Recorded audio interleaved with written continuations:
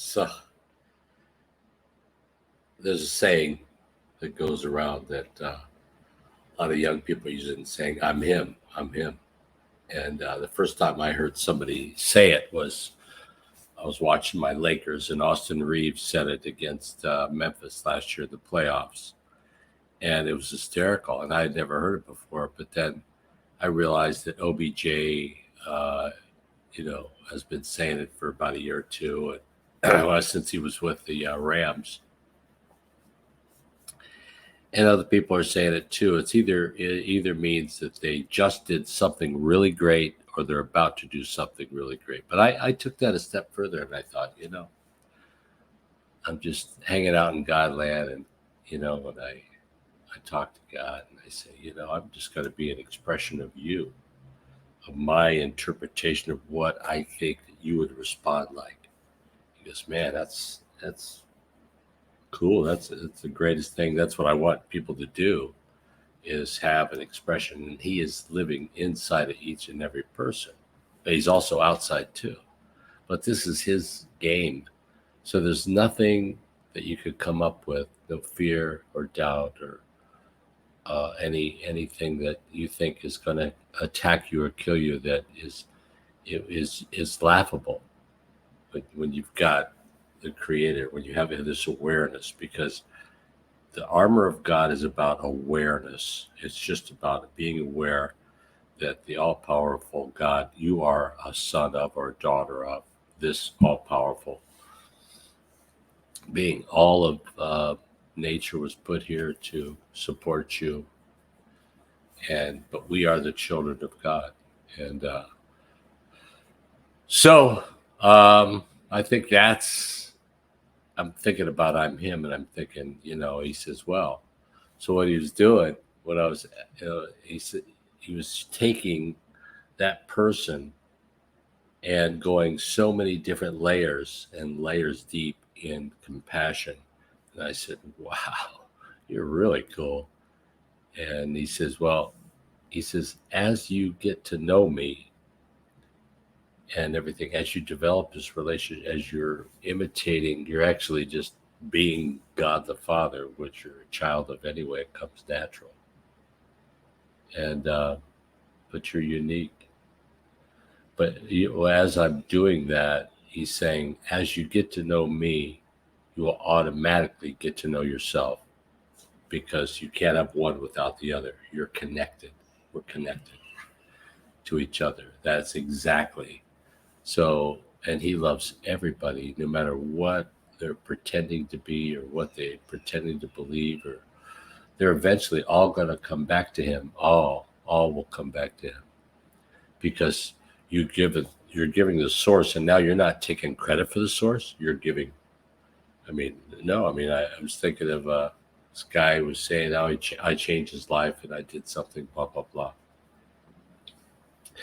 And if I was depressed or down before, I thought, well, I got that going for me. I got that one thing. But actually, now that I think of it, that one thing, it isn't mine.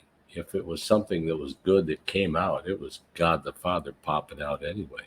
So just give it right back to the source. Don't keep it for yourself. It's not yours. Nothing is yours. You just give your entire being to God the Father. Everything. If it's good, bad, anything, it's not your problem. You just live in the now and enjoy the ride. And I think that's so I think, yeah. And he also said the I am him, I'm him, I am. The I am is the whole point. It's the whole collaborative God the Father and you. I am, I am. You can't have one without the other. He needs us to express so that he can see himself. That's how we showed him compassion. He started getting energy pulled away from him when somebody was hurt, and they weren't playing a victim. It just came up normally in the conversation. They weren't trying to become a victim to gain attention. And this person showed a lot of love, and oh man, I felt similar to that before. And man, I thought, I'm judging this girl. And so anyway, all this love was coming out of this situation, and it was called compassion. And God the Father had never had the opportunity to see that because there was no pushback like here. There's big pushback. And the opposites are doing a great job, a fantastic job of creating that pushback. And it's necessary because people don't really become themselves. They can't really grasp it. They can't really, remember unless they're pushed. And if they're pushed and they're going with the flow, they will remember. They're going toward their weakness, and if it's being exposed, say, yeah, bring this out. I want to see that. So anyway, I think I'm him, man. That's what it is. And the whole I am. The funny thing about this is when you translate the word ego to the original Greek, it translates to the word I am. So if you notice, a New Age movement or whatever movement it is moving around trying to get you to shit on your ego because that's the expression of your heart. I think when most people are talking about a voice in their mind, it's probably, it probably is just a voice in their mind. But calling it ego takes away because that's the expression of your heart. And you say, well, I don't want to say this because I might appear. And you start playing an image. And that's a depressing thought. But many people, spend years trying to figure out why they're so depressed. And it's because they're playing this image. So just be as real as possible. I think being authentic is the highest vibration. That and love. And if you don't love yourself, ask your higher self and ask God the Father and your Mother Mary, Gaia, or